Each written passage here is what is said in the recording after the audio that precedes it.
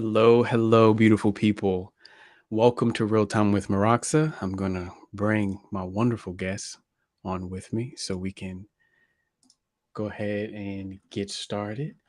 Hello, everyone. Today's episode is called Moving from Data Pipelines to Data Applications.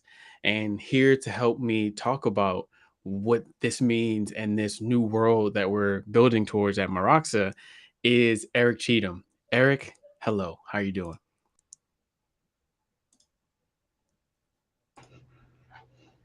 I think you were muted there. Could you try that again? Hey, how about now? You good? Yep. All good. Yep. Awesome. Yeah. Sorry about that. I'm doing well. How are you today, Fox? I am doing pretty solid. Thank you so much for chatting with me today. Like I'm pumped. I'm ready. Because we just released Turbine, and a little birdie told me you had a big hand in that, especially one of our Python libraries.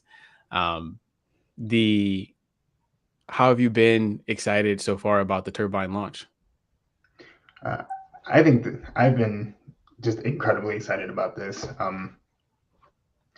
Uh, to go from to have previously worked on other projects and things that have to deal with a lot of big data and moving data around to working on the tool that I really wish I had while I was doing all of those projects has just been really exciting for me. So uh, the launch of this has been like I said, just really exciting. I don't have another word for it. That's truly what it feels Eh, like.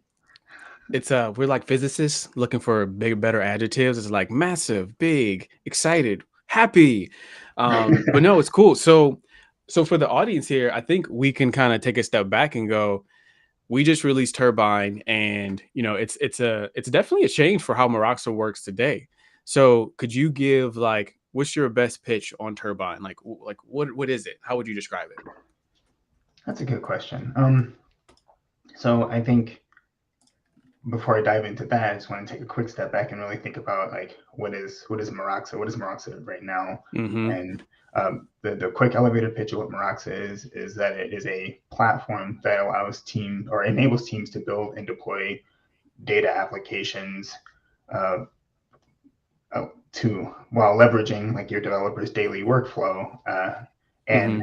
not have to worry about a lot of the day-to-day operations about infrastructure and things. Like you're able to just focus on the code, and that sounds really cool. But how do we accomplish that on the Meroxa platform? Well, that's where Turbine comes in. Mm-hmm. Uh, Turbine is you can think of it as an application framework where you can build and deploy data applications. If you ever wanted to build a real-time event-driven application or service, um, by hand, you realize that that can become quickly very complicated.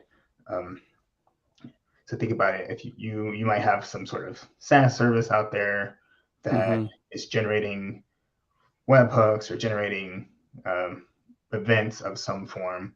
So you have that to worry about. Now you have to worry about orchestrating these webhooks and these events. Um, then you have to worry about consuming these events, and then you want to take that data from those events and mutate it and do something with it. So that's another thing you have to worry about. And then you need to worry Right. about storing that away. It just becomes quickly complicated. Um, Turbine allows you as an engineer to focus just on the value add portion of it, the part where um, you know that you're getting data in, you know you have to send data out. And it's the part in the middle, the juicy bit, if you will. Yeah. So right now, when you kind of think about Turbine, we're we're writing code, right? Like I'm writing code to do something that today I might have like some low code tool or some tool I can drag and drop. So kind of it's so what it seems like when we move data today, this is typically like a data engineer's job. So like I think as a software engineer, why do you think it makes sense for you to then now take over some of these actions to move data from one place to another? Um, to be frank, I'm as a software engineer, I'm probably most closely associated with the application of the software that's generating. this Mm, information. And on top of that, because I'm most likely also writing software uh, to change that or display it or do something with that data, I should also have some sort of understanding of the shape and form and feel and function of that data. So, yeah. and yeah, you can get that from having the relationship with like a DBA or someone who's really familiar with how to set up all the infrastructure and the databases. But wouldn't it be even more interesting to be able to have that information firsthand, to be able to get your hands dirty, so to speak? Yeah, because I think when we think about data infrastructure as a from like a whole entire company, we immediately go to like databases and data warehouses. But um, I like to think like your application is just as a part of your data infrastructure because it's generating the data. So as a like you mentioned, like as a software engineer, you're interfacing with this stuff in the first place, and you're also using this data to build things and build features on top of the databases. So it makes total sense. Um, I would so I know you and I we talked about a use case and we prepared this a little bit. Um, so when you think about Turbine and you think about some of these problems, you mentioned that it was event first. Could you talk a little bit more about like what that means and what this event first world looks like? Yeah. So, event first, real time, all of those things basically are words to talk about how you respond to changes in what it is that we're looking at. For turbines, from Turbine's perspective, what we're looking for, what we're interacting with, is changes to some sort of data source. So, um, you would often hear it described as like CRUD applications. You create your Hmm. updates, your deletes, and things of that nature. Um, in the world as it exists now, when you're dealing with those kind of things, I think you most likely would have a conversation about having triggers on lambdas and so on and so forth, and all those kinds of things, and have to manage and work around all of that. Um, but leveraging Turbine, leveraging Meroxa, um, you can feel confident in that you don't have to worry about those Yeah. bits of work. Like it's handled for you. Yeah. So I would love to. So another little birdie told me that you were able to put together a demo. Um, I would love to go through a real use case with you to kind of talk through, what is it like actually solving a problem with Turbine and what would make it different from, what you might do today. Um, would you be willing to share that with us and dive in to a Yeah, little example? yeah, I can do that. Let's do this. There we go. Let me know. Hey, there we go. Awesome. So, um, so Fox and I sat down and talked about kind of just a bunch of different ways you can use Turbine and different things we've seen out in the world. And one thing that we came up with is thinking kind of like an e-commerce internal alerting example. And we were thinking, well, before we even touch Turbine to do this, what is one way that this could be accomplished? Not saying that this is Right. the exhaustive way, but this is a way that it can be done today with without Turbine. Could Uh, you increase the size of yeah, the window? And to even add to that, like really the story here is let's say you had an e-commerce shop and you had a store. Um, the data that you're storing here is orders, right? Like how many orders are coming in. And there are things that you want to happen when an order comes in. Um, like Eric mentioned, you might want an alert to tell your team that we just got paid. We just got some money. And the other thing is, and what's the hot buzz today is actually getting this data to a data lake or a data warehouse or somewhere where you can now store this historical order data over time and then be able to use it later, run analysis, and do things with it. And today, Eric, what does that look like today? How would you solve this problem today? Um, yeah, so one way that we've solved similar problems like this actually in the past, if we're speaking entirely in terms of AWS, let's say that we get an order and it hits some data store that we have, the type of data store, be whatever flavor you're filling at the moment. Um, like I was saying before, if we want to real time watch this, we would need something that would trigger on that insert or that update. And this is where you would have your Lambda guy here would be would have a trigger set up to listen to inserts on that database. Um, now you could easily use that Lambda to say, okay, cool, I have my data. I'm going to massage it and then send it out to a bunch of different places. The problem with that is that Lambdas inherently and by design have limitations on like how much stuff it really should be doing, and like Lambdas solve a very specific slice of a problem. So to alleviate some of that, you would then probably add something to kind of queue out like I need to send these messages or these webhooks and things. So that's when something like Event Bridge would come out.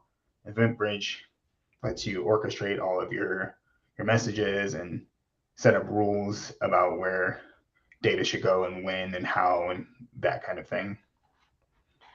Um, and then let's say our event bridge says, awesome, we got this alert that's been massaged by our Lambda trigger, our Lambda function. Mm-hmm. I need to send this to a Slack URL so I can alert on this channel. But we also need to warehouse this new information to S3, for example.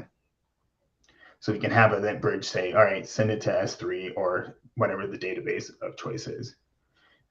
Now, if we're sending to S3, this might not be as much of a challenge, but if we're sending to something, say like a MySQL table or a Postgres table that's also being read by n number of other services, we may want to make Mm-hmm. sure that we're not just inserting a ton of stuff to avoid deadlocks or contention and all that kind of thing. So we also need to worry about some sort of insert control, some sort of flow to make sure we're slowing things down. And that kind of at a high level is one way we can handle it. What you notice is that we haven't even gotten into any of the other underlying infrastructure that needs to happen here. Any access permissions, any streaming stuff, any like IAM roles, and all of that, all of the other bits and bobs of infrastructure that are underneath of it. It it's a huge effort. Yeah, it meant it. Like I'm out of breath just talking about it. And even here is like, also to state too, it's, a lot of teams spend a lot of time building up some sort of infrastructure like this where we're now alerting and then warehousing, and then something else comes in where we add a piece of our data infrastructure, or we want to remove it or upgrade our database, and then like these events and things happen that make this diagram that was once, some few pieces, kind of terrible over long term to maintain, and actually know what's happening with your data and how it's moving over time. So yeah, I think I would. So what would be? So what's the after now? So now that something like Turbine exists, where you have this way of building a system that moves data from one place to another using this code first way, like what? How would you explain like the new world of solving this problem? Yeah, well, conveniently, because we were talking about this before, we have a nice little diagram about that. It's kind of nice. Um, so in the new world, the new hotness, the turbine world, uh, instead of having to worry about all of the infrastructure and triggers and permissions and so on and so forth, and having hundreds of Stack Overflow tabs open because you have to dig through all the AWS documentation, what you instead end up with is a simple data application that handles a lot of this work for you. At a very high level, what happens now is that your Turbine app running on the Meroxa platform uses a set of real-time integrations that captures inserts into your database, your orders database, sends those records to your data application. Your data application handles uh, mutating the data in it whatever way that you need. hashing things, adding Mm-hmm. information, what have you, uh, and then uses other Meroxa managed real-time integrations to say I want to send an alert to Slack via a webhook, or Mm-hmm. I want to store my data in some sort of warehouse using another real-time integration. So, like, just even looking at this diagram, you could tell that it is several steps less complicated. Yeah. Yeah. It's kind of like, I just need to do something with data. And really that speaks to why we titled this uh real time with Meroxa upgrading from data pipelines to data application. Because if you look at that first diagram you showed, I think today we call these data pipelines because they're pipelining or moving data from one source to another. But now that we have a new way of thinking about this, it's really nice to really what we're not doing is building data pipelines. Really, we're actually building some sort of app, some sort of software, some logic that's doing something that we want to change over time. So I'm excited. So what does the Turbine app look like in this case? Good question. So I have an example bit of code over here. So this Ooh. is, let me try to make this a little bit larger so we can see it. All right. So if you ever messed with anything in AWS and having to do with like change sets and any of the YAML that goes behind it and all of that, you know how many hundreds of lines and how complicated that can be. What we have in front of you instead in the new hotness is a Turbine app that is less than 80 lines long. And most of that is white space and comments. Yeah. So uh, a new the new hotness, the new world. You have your Turbine data app. This is written in Python. We also have JavaScript and Go um, uh, available. Hmm. My current language of choice is Python. Um, Take that for what you will, but that is my current language of choice. It's okay. My Turbine apps are in JavaScript. See, and we still get along. Exactly. Yeah. um, to kind of like step through what this application does, and and I think it's even better because it's kind of self-documenting by nature, Hmm. is that we, using the Meroxa platform, we say, hey, we have a source database that we are interested in pulling data from. Great. Um, this database is a resource that we have already set up on the Meroxa platform. So we already have the real-time connectors set to Jet, looking at our database, waiting for us to do things. Do I need to have that all set up before you actually start to use your Turbine app? You will need a database. Like we need to have some sort of database, otherwise it won't be able to find it. Hmm. But what if I just wanted to like try a Turbine app like on my machine? I see what you're getting at. So, yes, you look at me, look at me. All right. Yeah. Well, to your point, it's a very valid, very good question. Um, Hmm. Let's say I don't have any of this infrastructure set up at all whatsoever, and I want to test this locally because testing your code before you do anything with it is a good idea. So what we have using the Meroxa CLI, we have a set of commands for running data apps. And we have one command, Meroxa apps run, which will run your application as it is written against a file that we call a fixture, which is a representation of what data should look like. Um, it should be a representation of the data that you would expect coming from your database. Hmm. And And then if I ran my app locally, and this might make some, something happen over here because I have my Slack stuff set up. But if I, oh no, let me change it to test 7. Test 7. All right, let's do that for real this time. All right. So you see Booyah. in my window here, what we get is the um, what happened here is that we're saying, hey, go get my source database, which locally I'm saying my source database is that fixtures file that I showed earlier. In my fixtures file, I'm looking for my Mm, table, which is customer order here. And then I have my process function. Now, process function is kind of the data, like the core, the part mm-hmm. that really excites your developers here. Because instead of having to have a massive service and doing a whole lot of other things, we have our custom data, our custom function here that takes Mm-hmm. records, which in Turbine parlance would be, or the Turbine analogy would be each entry to a database table. Uh, Right. and then we go over our records and say, all right, cool. Let's do some processing, whatever you need to do in whichever language. Uh, for us, we're saying maybe we don't want to uh, take our customer's email and dump it straight to our Slack channel. Maybe we want that to be in like an admin panel or something somewhere. I don't know, but we're hashing the email out here. Right. Then I have a helper function that sends an alert us to Slack using Slack's API.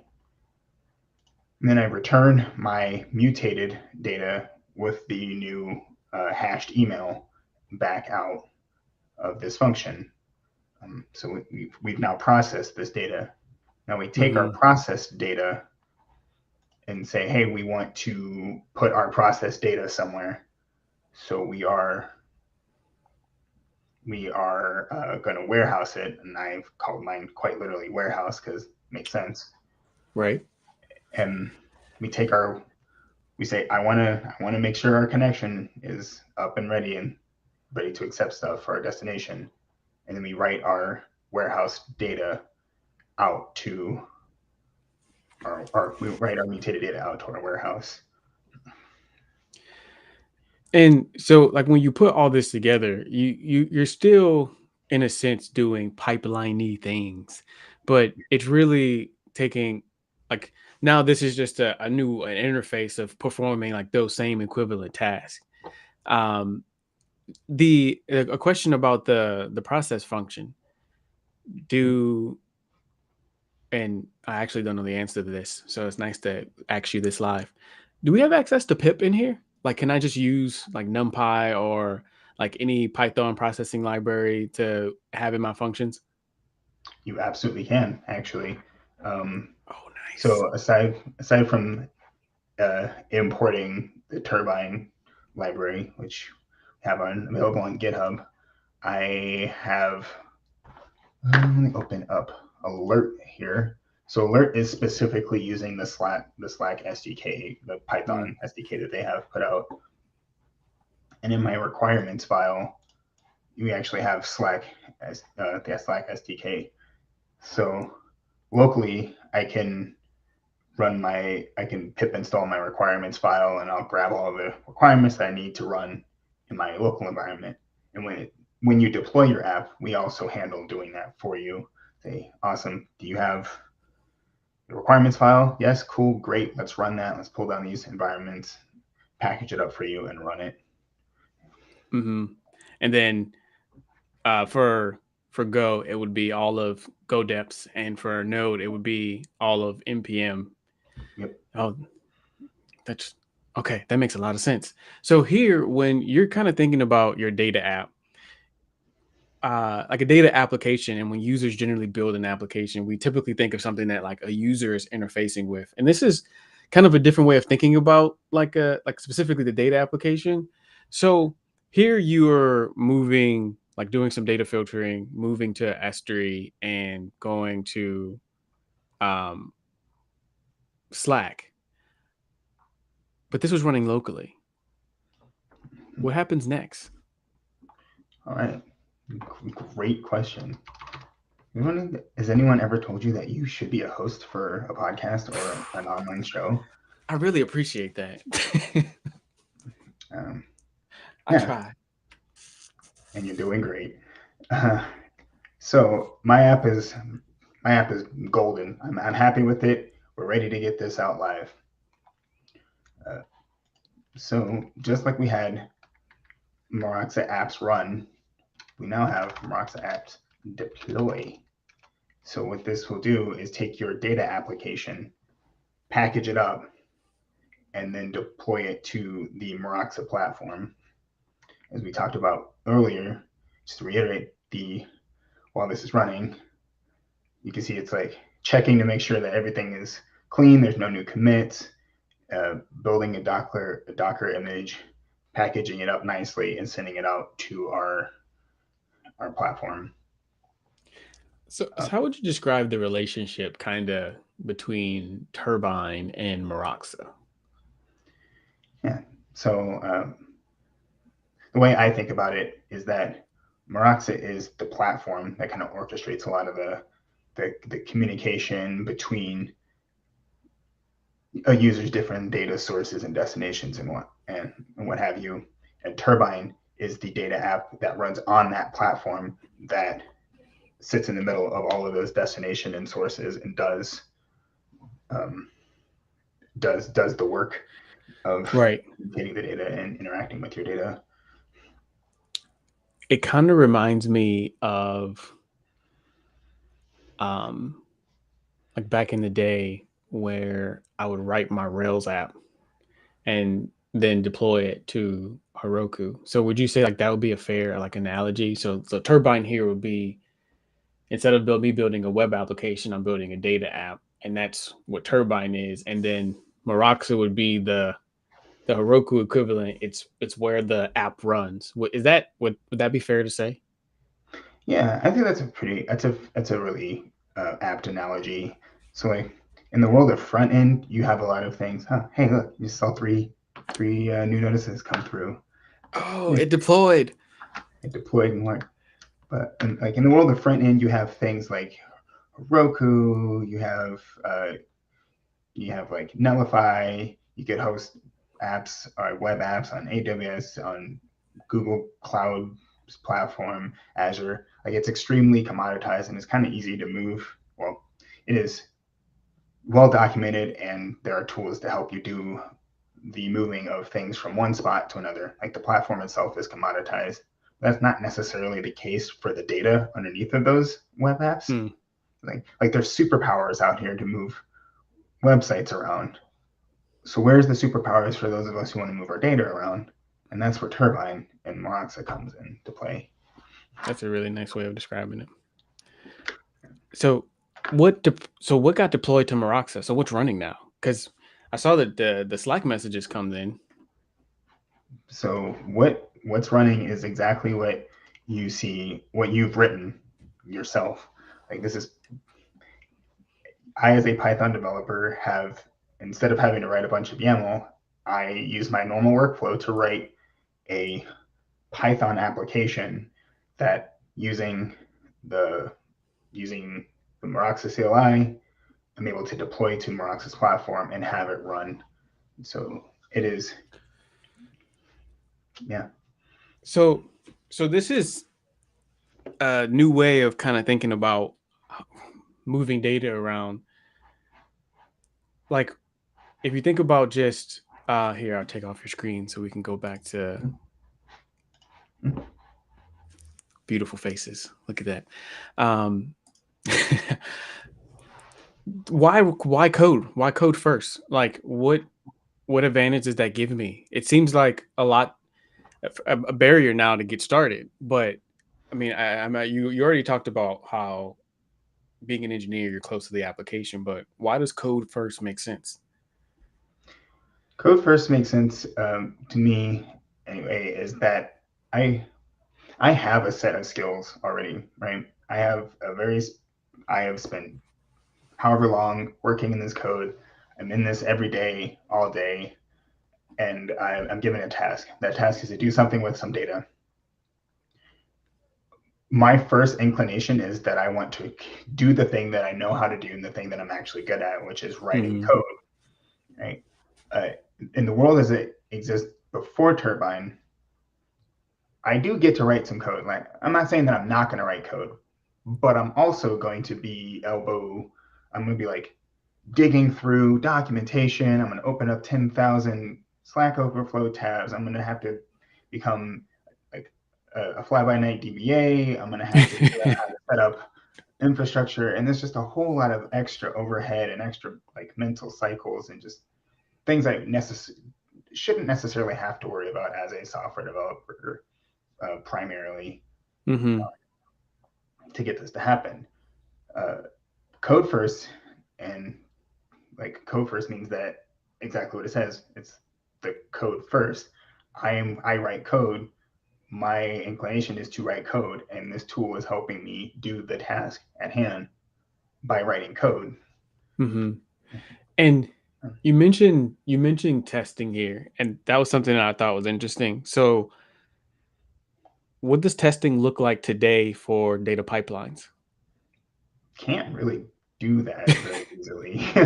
um, yeah, I think most places, if they're going to test a data pipeline, they probably have like a mock database deployed somewhere and they call it staging and they put the whole thing out there and every bit of infrastructure has to stand up and like it's expensive, it's time consuming, it's prone to failures because you can't easily replicate prod and your staging and what have you. Yeah, if you're building a data warehouse in Snowflake, it's hard for you to have a local version of that. Yeah. But for Yeah, but how using does it work in Meroxa, Turbine? yeah, I mean, you saw me use Meroxa apps run. That proves that the application will work given the set of data. Um, Mm-hmm. Locally, that lets me write unit tests because it's code that I have locally. Uh, because I can be assured that the connection to my databases and all that will be there. I don't have to worry about testing that portion. Um, Unless I am closer to the data, so I can make my code more I can more intelligently write my code, I think is maybe a good way to put that. Like I don't have to guess. I know what I'm looking for. I know how to test it. I know how to write it. Yeah, I mean that's kind of the holy mecca of code, right? It's if you want to solve a problem once, you probably wouldn't write code to do it. Okay, but if you wanted to solve a problem 10,000 times, that's like really apt to write code for because now you need some system that you want to verify runs over time. So, I mean, that totally makes sense. It's like since still moving data, I still want to make sure that that will always work. And I kind of found it interesting because if you look at just the space today, right, there's so many new ways to store your data, and now like so many SaaS companies are popping up like Upstash and Superbase and all these places. And I don't think we'll ever get to a world where you're going to pick one database and always have it and always be there. You might want to try out hot new service or use one specific cache, or like now our data infrastructure is changing, and like you mentioned, the application is becoming a part of it. I think there's a whole underbelly to when it comes to moving data.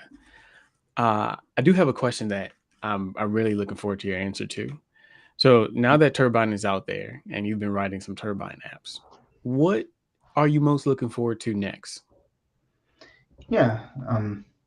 So I think one of the things that we've kind of played around with and talked about, but just as I play around with Turbine in my own time, I think it'd be really cool if we could have additional different functions.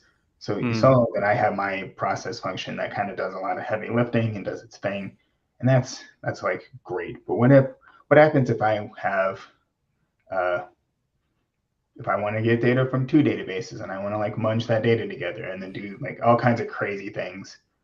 Um, I think that can become um, yeah, like yeah, now do you're it. building Yeah, a you just more complex complex. system that's Yeah. interacting and talking to each other, and then things just blow up in your brain from there. Yeah. So like I'm really looking forward to like being able to have multiple functions doing multiple different things, listening to different triggers and becoming like feels like you kind of got some sort of cool matrix future tech going on here with Yeah. all these different functions and yeah, I think it'd be really cool. Yeah, that's super dope. That's super dope. Well, thank you so much, Eric. This has been such a dope conversation. For all of you listening, if you want to check out Turbine, just head to Meroxa.com, sign up for the platform, and then you'll have your instructions to employ your first data app. What Eric showed today was the Python, but like you mentioned, there are libraries in Go and in JavaScript. Oh, I almost forgot my own language. Um, that would have been bad. Go, JavaScript, and Python. Um, it's super cool. It's a new way to start building real-time event systems. I've been building notification things. We have a couple good guides out. We would love to hear what you all think about it and what you're all able to build with Turbine. And if you build out something cool, make sure you join our community in Discord. And then, like the famous YouTube and Twitter thing, make sure you like and subscribe so you can check out the next Real Time with Meroxa. But that's all we have for today. I hope you all have a beautiful day.